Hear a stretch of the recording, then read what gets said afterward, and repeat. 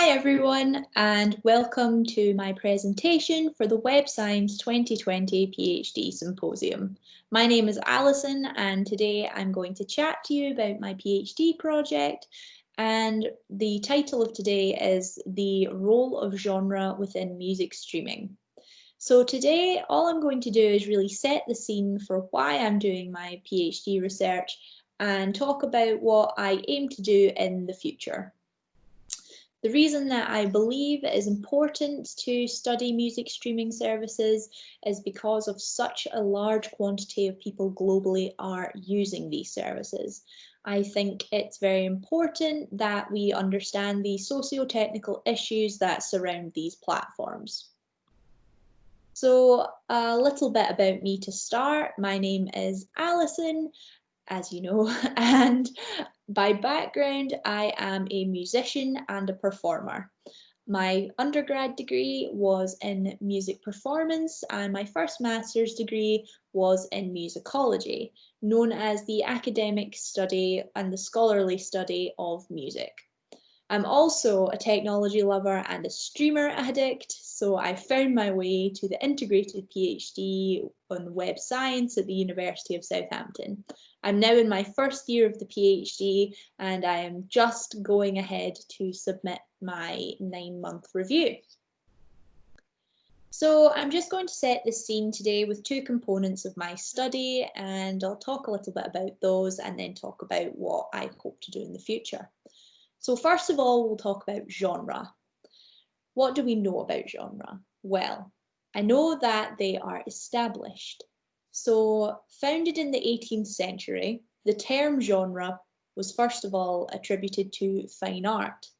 It proved to be extremely popular and was then adopted in other disciplines such as music and film and literature.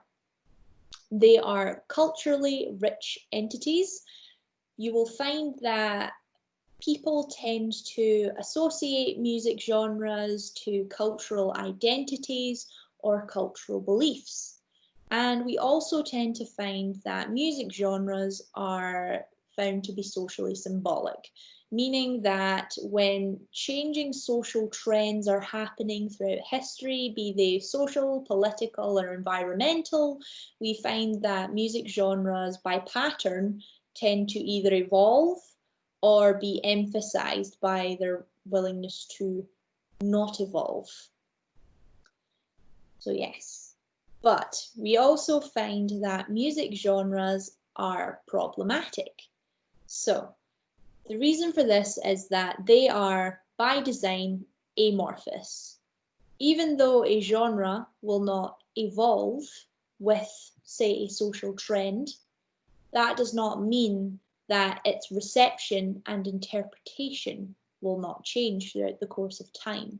Genres are not static entities. This can be both good and bad. It really depends on who you're speaking to, I suppose.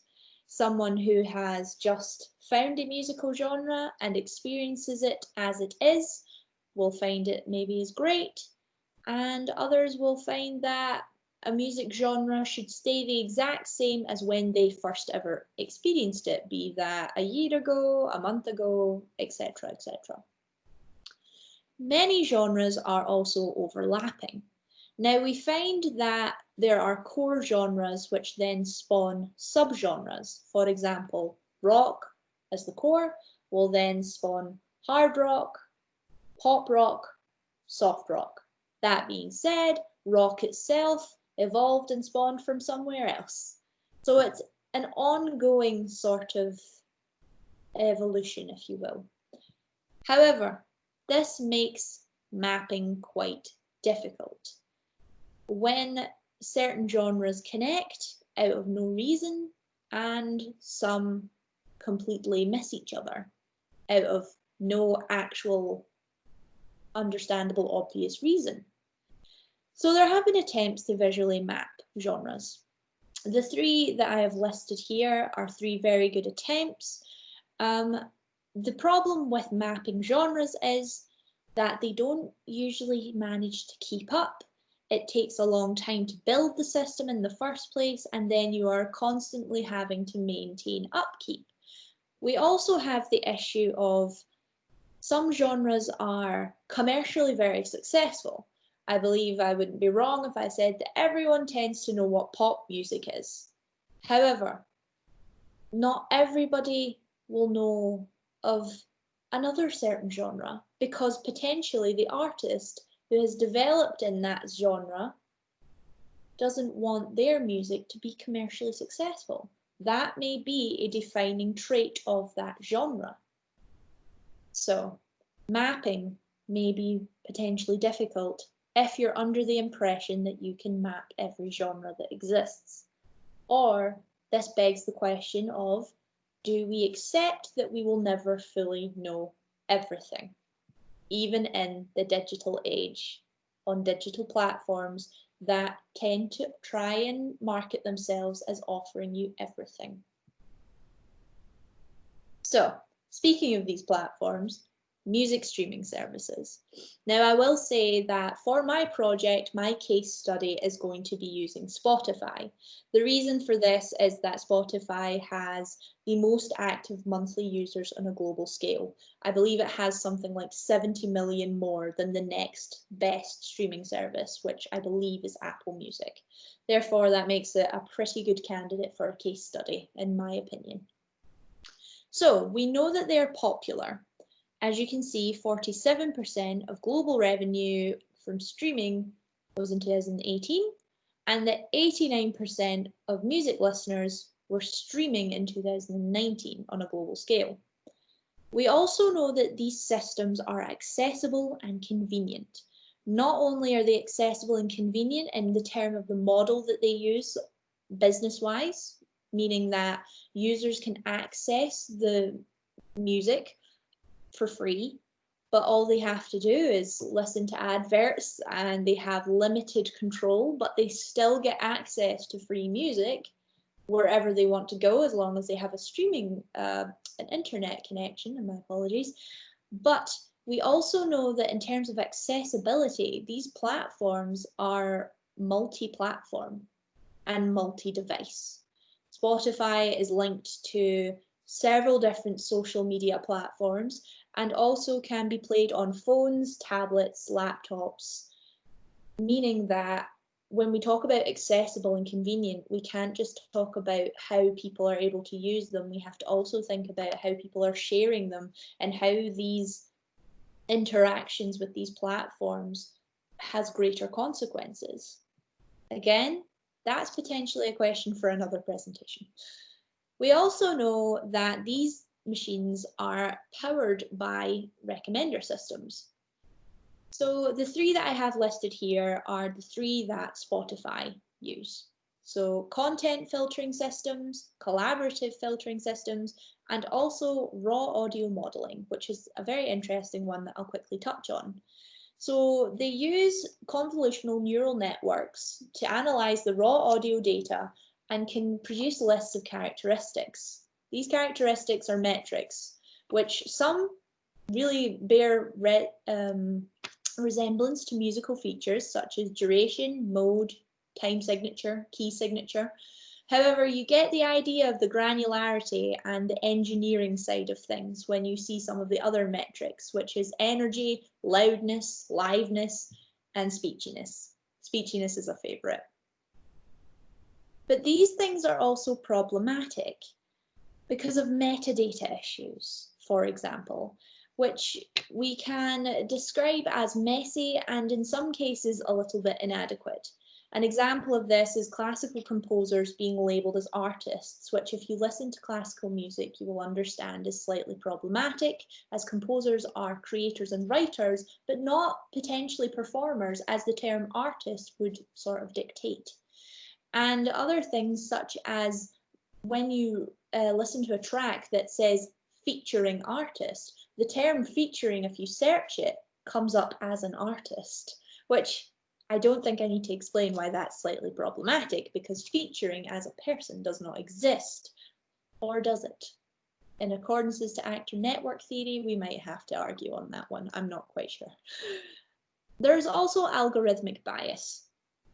I won't go too far into this one, but essentially algorithms are only as good as their creators, which means that if there is limited or incorrect knowledge or not enough attention to detail, that can really have some big consequences in terms of songs and artists slipping through nets of music recommendation and discovery. So these two items put together can really lead to a lot of issues for people on all sides of the spectrum, from the development side to the consumption side. So here we find ourselves in an area where at one end we have Spotify and at other end we have users. By users, I don't just mean those who consume, I mean those who also use the platform professionally, such as artists, producers, distributors, and advertisers.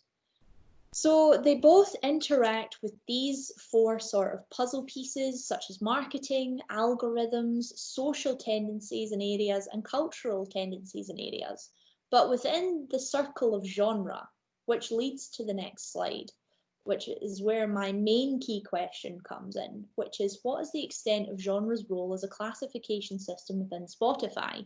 This then feeds into the next two questions, which is how does Spotify's metadata situation affect the role of genre, and how important is genre to Spotify users? Again, not just the consumers, but the artists and the producers and distributors, and potentially even those at the other side of the spectrum, in the development side, the marketing side, etc.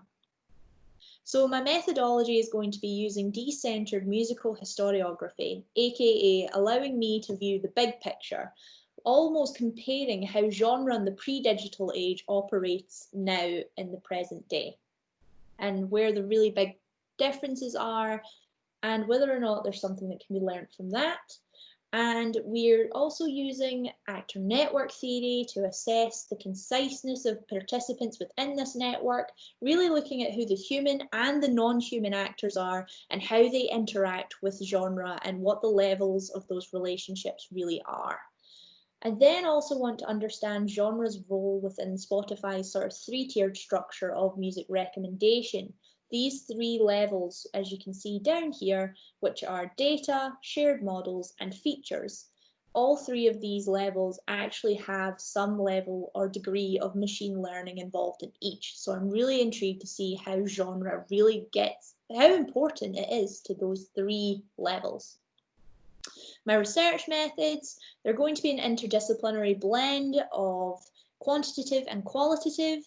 So using the Spotify API and Python, I'm going to look at the audio profiling metrics and the ranges. So I'm going to examine the features of songs in themed playlists and then also comparatively in non-themed playlists. I want to see how Spotify, as a streaming platform, has tried to engineer culture into mathematics, essentially. I want to see how numerically they have engineered this translation.